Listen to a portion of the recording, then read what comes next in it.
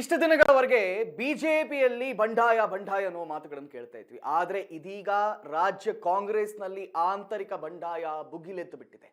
ಮುಖ್ಯಮಂತ್ರಿ ಮೇಲೆ ಶಾಸಕರಿಗೆ ಅಸಮಾಧಾನ ಉಂಟಾಗಿದೆ ಅನ್ನುವಂತ ಅಂಶ ಇಲ್ಲಿ ತಿಳಿದು ಬರ್ತಾ ಇರುವಂತೆ. ಮುಖ್ಯಮಂತ್ರಿ ಮೇಲೆ ಶಾಸಕರಿಗೆ ಅಸಮಾಧಾನ, ಸಿಎಂ ಡಿಕೆಶಿ ವಿರುದ್ಧ ತಣ್ಣಗಾಗದ ಮುನಿಸು. ಇವನ್ ಸಿಎಂ ಡಿಕೆಶಿ ಅವರೇ ಸ್ವತಃ ಅನೇಕರಿಗೆ ಕರೆ ಮಾಡಿ ಮಾತಾಡಿದ್ರು ಕೂಡ ಶಮನ ಇಲ್ಲಿ ತಣ್ಣಗಾಗ್ಲಿಲ್ಲ.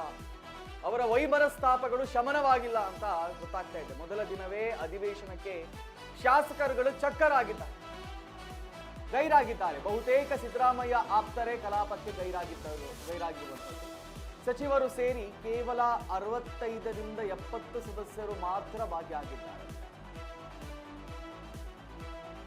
ಕಲಾಪಕ್ಕೆ ಮಾಜಿ ಸಿಎಂ ಸಿದ್ದರಾಮಯ್ಯನವರು ಕೂಡ ಗೈರಾಗಿದ್ದಾರೆ. ಪ್ರಿಯಕೃಷ್ಣ, ಎಂ ಕೃಷ್ಣಪ್ಪ, ಯಶವಂತರಾಯ, ಎಚ್.ಸಿ. ಮಹದೇವಪ್ಪ, ಎಚ್.ಕೆ. ಪಾಟೀಲ್, ಲಕ್ಷ್ಮೀ ಹೆಬ್ಬಾಳ್ಕರ್ ಸೇರಿ ಹಲವು ಶಾಸಕರುಗಳು ಗೈರಾಗಿದ್ದಾರೆ. ಬಹಳ ಸ್ಪಷ್ಟವಾಗಿ ಇಲ್ಲಿ ಗೊತ್ತಾಗ್ತಾ ಇದೆ, ಕಾಂಗ್ರೆಸ್ ಒಳಗಡೆ ಬಂಡಾಯ ಇನ್ನೂ ಕೂಡ ಶಮನವಾಗಿಲ್ಲ. ಬಂಡಾಯ ಧಗಧಗಿಸ್ತಾ ಇದೆ. ಸಚಿವ ಸ್ಥಾನ ಸಿಗದ ಹಲವು ಶಾಸಕರು ಕಲಾಪಕ್ಕೆ ಗೈರಾಗಿರುವಂಥದ್ದು.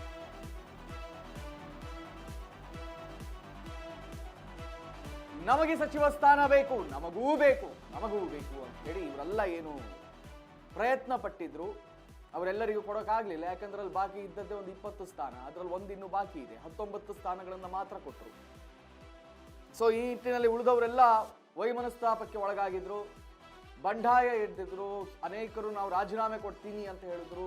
ಎಲ್ಲರಿಗೂ ಕೂಡ ಸ್ವತಃ ಮುಖ್ಯಮಂತ್ರಿಗಳಾಗಿರುವಂಥ ಡಿ.ಕೆ. ಶಿವಕುಮಾರ್ ಅವರೇ ಕರೆ ಮಾಡಿ ಬಂಡಾಯದ ಬೆಂಕಿಯನ್ನು ಶಮನಗೊಳಿಸುವ ಕಾರ್ಯವನ್ನು ಮಾಡಿದ್ರು. ಆದರೆ ನೋ, ಕೇವಲ ಇವತ್ತು ವಿಧಾನಸಭೆಯಲ್ಲಿ ಎಷ್ಟು ಜನ ಇದ್ದಾರೆ ಅಂತ ನೋಡಿದ್ರೆ 65ರಿಂದ 70 ಜನ ಮಾತ್ರ ಶಾಸಕರುಗಳಿದ್ದಾರೆ. ಉಳಿದವರೆಲ್ಲ ಬರಲೇ ಇಲ್ಲ.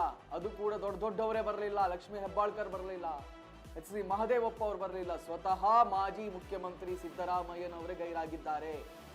ಸೊ ಇದರ ಅರ್ಥ ಬಹಳ ಸ್ಪಷ್ಟವಾಗಿ ಗೊತ್ತಾಗ್ತಾ ಇದೆ, ಕಾಂಗ್ರೆಸ್ಸಿನಲ್ಲಿ ಏನೂ ಸರಿಯಿಲ್ಲ. ಇನ್ನು ಈ ವಿಚಾರದ ಕುರಿತಾಗಿ ಹೆಚ್ಚಿನ ಮಾಹಿತಿಯನ್ನು ನೀಡ್ತಾರೆ ನಮ್ಮ ಪ್ರತಿನಿಧಿ ಹರ್ಷವರ್ಧನ್ ಅವರು. ಹರ್ಷವರ್ಧನ್, ಇಲ್ಲಿ ಬಹಳ ಸ್ಪಷ್ಟವಾಗಿ ಗೊತ್ತಾಗ್ತಾ ಇದೆ, ಸ್ವತಃ ಮಾಜಿ ಮುಖ್ಯಮಂತ್ರಿಗಳು ಇಲ್ಲಿ ಗೈರಾಗಿದ್ದಾರೆ. ಅವರ ಜೊತೆಯಲ್ಲಿ ದೊಡ್ಡ ಶಾಸಕರುಗಳೇ ಇವತ್ತು ಗೈರಾಗಿರುವಂಥದ್ದು. ಕೇವಲ 60ರಿಂದ 70 ಶಾಸಕರು ಅಲ್ಲಿ ಹಾಜರಿದ್ದಾರೆ ಅಂತ ಹೇಳಿದ್ರೆ ಕಾಂಗ್ರೆಸ್ಸಿಗೆ ಅತ್ಯಂತ ಮುಜುಗರದ ದಿನ ಇವತ್ತು. ಒಂದು ಕಡೆಯಲ್ಲಿ ಸಿಎಂ ಡಿಕೆಶಿ ಅವರ ಮೊದಲ ಅಧಿವೇಶನ ಆದ್ರೆ ಸಿಎಂ ಆಗಿ, ಇನ್ನೊಂದು ಕಡೆಯಲ್ಲಿ ಬಂಡಾಯ ಹೊತ್ತಿ ಧಗಧಗಿಸ್ತಾ ಇದೆ ಅನ್ನೋದನ್ನ ಮೇಲ್ನೋಟಕ್ಕೆ ಬಹಳ ಸ್ಪಷ್ಟವಾಗಿ ಕಾಣಿಸ್ತಾ ಇದೆ. ಏನೇನು ಅಪ್ಡೇಟ್ಸ್ಗಳು ಲಭ್ಯವಾಗ್ತಾ ಇದೆ ಹರ್ಷಿತ್? ಕಾರ್ತಿಕ್, ಇವತ್ತು ಡಿ.ಕೆ. ಶಿವಕುಮಾರ್ ಅವರ ಏನು ಮುಖ್ಯಮಂತ್ರಿಯಾಗಿ ಮೊದಲ ಅಧಿವೇಶನವನ್ನ ಇವತ್ತು ಎದುರಿಸಿದ್ರು. ಅದರಲ್ಲೂ ಪ್ರಮುಖವಾಗಿ ಡಿ.ಕೆ. ಶಿವಕುಮಾರ್ ಅವರು ಸಚಿವ ಸಂಪುಟವನ್ನ ವಿಸ್ತರಣೆ ಮಾಡಿದಂತಹ ಸಂದರ್ಭದಲ್ಲಿ ದೊಡ್ಡ ಮಟ್ಟದಂತಹ ಕಾಂಗ್ರೆಸ್ನಲ್ಲಿ ಅಸಮಾಧಾನ, ಭಿನ್ನಮತ ಸ್ಫೋಟಗೊಂಡಿತ್ತು. ಏನೋ ಇದ್ದಂತಹ 20 ಸಚಿವ ಸ್ಥಾನಗಳಿಗೆ ಸುಮಾರು 70ರಿಂದ 80 ಜನ ಶಾಸಕರು ಸಚಿವಾಕಾಂಕ್ಷಿಗಳಾಗಿದ್ದರು. ಅದಾದ ನಂತರದಲ್ಲಿ 19 ಜನರನ್ನ ಫೈನಲ್ ಮಾಡಲಾಯಿತು. ಸಚಿವ ಸಂಪುಟ ವಿಸ್ತರಣೆ ಆಯಿತು. ಅದಾದ ನಂತರದಲ್ಲಿ ದೊಡ್ಡ ಮಟ್ಟದಲ್ಲಿ ಅಸಮಾಧಾನ ಎದ್ದಿತ್ತು. ಅದರಲ್ಲೂ ಪ್ರಮುಖವಾಗಿ ಚಿಕ್ಕಬಳ್ಳಾಪುರ, ಕೋಲಾರ ಭಾಗಕ್ಕೆ ಹಾಗೂ ಏನು ಉತ್ತರ ಕರ್ನಾಟಕ ಭಾಗ ಇರ್ಬೋದು, ಹಳೆ ಮೈಸೂರು ಭಾಗ ಇರ್ಬೋದು, ಒಂದಿಷ್ಟು ಕರಾವಳಿ ಭಾಗ, ಈ ಪ್ರಮುಖ ಭಾಗಗಳಿಗೆ ಸಚಿವ ಸ್ಥಾನ ಕೊಟ್ಟಿಲ್ಲ ಅನ್ನುವಂತಹ ಮಾತುಗಳು ದೊಡ್ಡ ಮಟ್ಟದಲ್ಲಿ ಕೇಳಿ ಬಂದಿದ್ದು. ಅಲ್ಲಿನ ಒಂದಷ್ಟು ಶಾಸಕರುಗಳು ಸಭೆ ಮಾಡಿದ್ರು, ಒಂದಷ್ಟು ಅಸಮಾಧಾನವನ್ನು ಹೊರ ಹಾಕಿದ್ರು, ಏನೋ ಒಂದಷ್ಟು ಪಕ್ಷದ ವಿರುದ್ಧ ತಿರುಗಿಬಿದ್ರು, ನಾವು ರಾಜೀನಾಮೆ ಕೊಡ್ತೀವಿ ಶಾಸಕ ಸ್ಥಾನಕ್ಕೆ ಅನ್ನುವಂತಹ ಮಾತುಗಳನ್ನ ಹೇಳ್ತಾ ಹೋದ್ರು. ಆದ್ರೆ ಎಲ್ಲವನ್ನೂ ಏನು ಹೈಕಮಾಂಡ್ ನಾಯಕರಾಗಿರ್ಬೋದು, ರಾಜ್ಯ ನಾಯಕರಾಗಿರ್ಬೋದು, ಸ್ವತಃ ಸಿಎಂ ಡಿ.ಕೆ. ಶಿವಕುಮಾರ್, ಸುರ್ಜೇವಾಲಾ ಸೇರಿದಂತೆ ಒಂದಷ್ಟು ಜನರನ್ನ ಮನವೊಲಿಸುವಂತಹ ಕೆಲಸವನ್ನ ಮಾಡಿದ್ರು. ಈಗ ಇವತ್ತು ಏನು ಅಧಿವೇಶನ ಆರಂಭವಾಯಿತು, ಇವತ್ತಿನ ಅಧಿವೇಶನಕ್ಕೆ ಕಾಂಗ್ರೆಸ್ನಿಂದ 60ರಿಂದ 70 ಜನ ಶಾಸಕರು, ಇನ್ಕ್ಲೂಡಿಂಗ್ ಸಚಿವರನ್ನು ಸೇರಿ ಅಷ್ಟು ಶಾಸಕರು ಮಾತ್ರ ಭಾಗಿಯಾಗಿದ್ರು. ಕಾಂಗ್ರೆಸ್ನಲ್ಲಿ 136 ಜನ ಶಾಸಕರು ಗೆದ್ದಿದ್ದಾರೆ. ಹಾಗಾದ್ರೆ ಅರ್ಧಕ್ಕಿಂತ ಹೆಚ್ಚು ಜನ ಶಾಸಕರು ಮಾತ್ರ ಏನೋ ಅಧಿವೇಶನಕ್ಕೆ ಬಂದಿದ್ದಾರೆ, ಅರ್ಧಕ್ಕೂ ಹೆಚ್ಚು ಜನ ಶಾಸಕರು ಅಧಿವೇಶನಕ್ಕೆ ಗೈರಾಗಿದ್ದಾರೆ. ಇದು ಎಲ್ಲ ಒಂದ್ ಕಡೆ ಕಾಂಗ್ರೆಸ್ನಲ್ಲಿ ಅಸಮಾಧಾನದ ಬಾವುಟ ಹಾಗೂ ಬಂಡಾಯದ ಬಾವುಟ ಇನ್ನೂ ಕಡಿಮೆ ಆಗಿಲ್ಲ ಅನ್ನುವಂತಹದ್ದು ಮೇಲ್ನೋಟಕ್ಕೆ ಕಂಡು ಬರ್ತಾ ಇದೆ. ಇನ್ನು ಪ್ರಮುಖವಾಗಿ ಗಮನಿಸಬೇಕಾದಂತಹ ವಿಚಾರ ಅಂದ್ರೆ, ಮಾಜಿ ಮುಖ್ಯಮಂತ್ರಿಗಳಂತಹ ಸಿದ್ದರಾಮಯ್ಯನವರು ಇವತ್ತು ಅಧಿವೇಶನಕ್ಕೆ ಬಂದ್ರೆ ಎಲ್ಲಿ ಕೂರ್ತಾರೆ ಅನ್ನುವಂತಹ ಮಾತು ಕಂಡು ಬಂದಿತ್ತು. ಯಾಕಂದ್ರೆ ಸಿಎಂ ಆಗಿದ್ದಂತಹ ಸಂದರ್ಭದಲ್ಲಿ ಅವರು ಮೊದಲ ಕುರ್ಚಿಯಲ್ಲಿ ಕೂರ್ತಿದ್ರು, ಅಧಿವೇಶನದಲ್ಲಿ ತುಂಬಾ ಲವಲವಿಕೆಯಿಂದ ಭಾಗಿಯಾಗ್ತಿದ್ರು, ಎಲ್ಲರಲ್ಲೂ ಸಹ ಭಾಗಿಯಾಗ್ತಿದ್ರು. ಆದ್ರೆ ಈಗ ಮಾಜಿ ಮುಖ್ಯಮಂತ್ರಿಗಳಾಗಿದ್ದಾರೆ ಇರೋದ್ರಿಂದ ಅವರ ಕುರ್ಚಿ ಎಲ್ಲಿ ಅನ್ನುವಂತಹ ಕುತೂಹಲ ಇತ್ತು. ಆದ್ರೆ ಇವತ್ತು ಅಧಿವೇಶನಕ್ಕೆ ಸಿದ್ದರಾಮಯ್ಯರೇ ಬರಲಿಲ್ಲ. ಕಾರಣ, ಈ ಹಿಂದೆ ಏನೋ ಕ್ಯಾಬಿನೆಟ್ ಸಚಿವ ಸಂಪುಟ ವಿಸ್ತರಣೆ ಆಯಿತು, ಆ ಒಂದು ಸಂದರ್ಭದಲ್ಲಿ ಅವರು ಹೇಳಿದಂತಹ ಒಂದಷ್ಟು ಜನರಿಗೆ ಏನು ಸಚಿವ ಸ್ಥಾನ ಕೊಟ್ಟಿಲ್ಲ, ನಾನು ಮಾತು ಕೊಟ್ಟಿದ್ದೆ ಅಂತವರಿಗೆ ಸಚಿವ ಸ್ಥಾನ ಕೊಟ್ಟಿಲ್ಲ, ನನಗೆ ಒಂದಷ್ಟು ಪಕ್ಷದಲ್ಲಿ ಹಿನ್ನಡೆ ಆಗ್ತಾ ಇದೆ ಅನ್ನುವಂತಹ ಮಾತುಗಳನ್ನು ಹೇಳಿದ್ರು. ಅದರಲ್ಲೂ ಪ್ರಮುಖವಾಗಿ ಎಚ್ ಸಿ ಮಹದೇವಪ್ಪ ಸೇರಿದಂತೆ ಒಂದಷ್ಟು ಜನ ಅವರ ಆಪ್ತರಿಗೆ ಸಚಿವ ಸ್ಥಾನ ಕೊಡಿಸಬೇಕು ಅನ್ನುವಂತಹ ನಿಟ್ಟಿನಲ್ಲಿ ಕೆಲಸ ಮಾಡಿದ್ರು. ಹಾಗೂ ಕುರುಬ ಸಮುದಾಯಕ್ಕೆ 2 ಸಚಿವ ಸ್ಥಾನ ಕೊಡಲಾಗಿದೆ, ಇನ್ನ 2 ಸಚಿವ ಸ್ಥಾನ ಕೊಡಬೇಕು ಅನ್ನುವಂತಹ ಒಂದು ಒತ್ತಾಯ ಮಾಡಿದ್ರು. ಆ ಒಂದು ಹಿನ್ನೆಲೆಯಲ್ಲಿ ಸರ್ಕಾರ ಹೈಕಮಾಂಡ್ ನಾಯಕರು ಅವರ ಒಂದು ಏನು ಆಸೆ ಇತ್ತು ಅದನ್ನ ಫುಲ್ಫಿಲ್ ಮಾಡಿಲ್ಲ ಅನ್ನೋ ಕಾರಣಕ್ಕೋಸ್ಕರ ಒಂದು ರೀತಿಯಾದಂತಹ ಪಕ್ಷದ ಬಂಡಾಯಕ್ಕೆ, ಪಕ್ಷದೊಳಗಿನ ಬಂಡಾಯಕ್ಕೆ ಸಹ ಮುನ್ನುಡಿಯ ಬರೆದಿದ್ರು. ಅವತ್ತು ಸಚಿವ ಸಂಪುಟ ವಿಸ್ತರಣೆ ಆದಂತಹ ಸಂದರ್ಭದಲ್ಲಿ ಲೋಕಭವನಕ್ಕೂ ಬಂದಿರಲಿಲ್ಲ.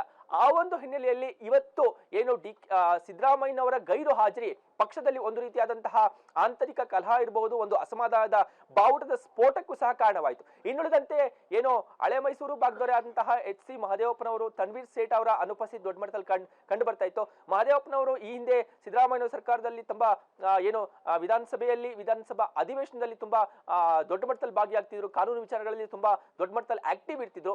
ಅವರು ಇವತ್ತು ಭಾಗಿಯಾಗಿರಲಿಲ್ಲ. ಇನ್ನು ಪ್ರಬಲ ಆಕಾಂಕ್ಷಿಯಾಗಿದ್ದು ತನ್ವೀರ್ ಸೇಠ್ ಅವರು ಭಾಗಿಯಾಗಿರಲಿಲ್ಲ. ಇನ್ನು ಬೆಂಗಳೂರಿನಲ್ಲಿ ಪ್ರಬಲ ಆಕಾಂಕ್ಷಿಯಾಗಿ ಇವತ್ತು ನಮಗೆ ಸಚಿವ ಸ್ಥಾನ ಬೇಕೇ ಬೇಕು ಅಂತ ಕೂತಿರೋರು ಏನೋ ಪ್ರಿಯಾ ಕೃಷ್ಣ ಹಾಗೂ ಲೇಔಟ್ ಕೃಷ್ಣಪ್ಪನವರು ಇಬ್ಬರು ಸಹ, ಅಪ್ಪ ಮತ್ತು ಮಗ ಇಬ್ಬರೂ ಸಹ ಇವತ್ತು ಅಧಿವೇಶನಕ್ಕೆ ಗೈರಾಗಿ ಒಂದು ರೀತಿಯಾದಂತಹ ಬಂಡಾಯ ಬಾವುಟವನ್ನು ಆರಿಸಿದ್ರು. ಇನ್ನು ಪ್ರಮುಖವಾಗಿ ನಾವು ಗಮನಿಸಬೇಕಾದ್ರೆ ಲಕ್ಷ್ಮೀ ಹೆಬ್ಬಾಳ್ಕರ್ ಸೇರಿದಂತೆ ಒಂದಷ್ಟು ಜನ ಏನು ಉತ್ತರ ಕರ್ನಾಟಕ ಭಾಗದ ಒಂದಷ್ಟು ಜನ ಶಾಸಕರು ಇವತ್ತು ಸಭೆಗೆ ಗೈರಾಗೋದನ್ನ ಬಿಟ್ಟು ಸಭೆಗೆ ಬಂದ್ರು. ಆದ್ರೆ ಅವರು ಹೆಚ್ಚು ಆಕ್ಟಿವ್ ಆಗಿರಲಿಲ್ಲ. ಒಂದ್ ಸ್ವಲ್ಪ ಏನೋ ಒಂದು ಅರ್ಧ ಗಂಟೆಗಳ ಕಾಲ ಸಭೆಯಲ್ಲಿ ಕೂತು ಅದಾದ ನಂತರದಲ್ಲಿ ಮತ್ತೆ ಸಭೆಯಿಂದ ಹೊರ ಹೋಗುವಂತ ಕೆಲಸವನ್ನ ಮಾಡಿದ್ರು. ಇವತ್ತು ಸಭೆ ಆರಂಭವಾಗಿದೆ. ನಾಳೆ ಏನು ವಿಧಾನಸಭಾ ಸ್ಪೀಕರ್ ಹಾಗೂ ವಿಧಾನ ಪರಿಷತ್ನ ಸಭಾಪತಿಯ ಆಯ್ಕೆ ಇದೆ. ನಾಳೆ ಅದಾದ ನಂತರದಲ್ಲಿ ಸೋಮವಾರದಿಂದ ಅಧಿಕೃತವಾದಂತಹ ವಿಧಾನಸಭೆ ಮತ್ತು ವಿಧಾನ ಪರಿಷತ್ನ ಅಖಾಡ ಆರಂಭವಾಗುತ್ತೆ. ಅವತ್ತು ಯಾವ ರೀತಿಯಾಗಿ ಏನು ಸಿಎಂ ಡಿ ಕೆ ಶಿವಕುಮಾರ್ ಅವರನ್ನು ಎಲ್ಲವರನ್ನು ಮನವೊಲಿಸಿ ಅವತ್ತು ಸಭೆಗೆ ಕರೆತಂದು ಎಲ್ಲ ರೀತಿಯನ್ನ ಪಕ್ಷದಲ್ಲಿ ಯಾವುದೇ ಅಸಮಾಧಾನ ಇಲ್ಲ, ಬಂಡಾಯ ಇಲ್ಲ ಅನ್ನುವಂತಹ ಮೆಸೇಜ್ ಅನ್ನ ಪಾಸ್ ಮಾಡ್ತಾರಾ ಅನ್ನೋದನ್ನ ಕಾದ್ ನೋಡ್ಬೇಕಾಗುತ್ತೆ. ಕಾರ್ತಿಕ್, ಥ್ಯಾಂಕ್ ಯು ಹರ್ಷವರ್ಧನ್ ತಮ್ಮೆಲ್ಲ ಮಾಹಿತಿಗಳಿಗಾಗಿ.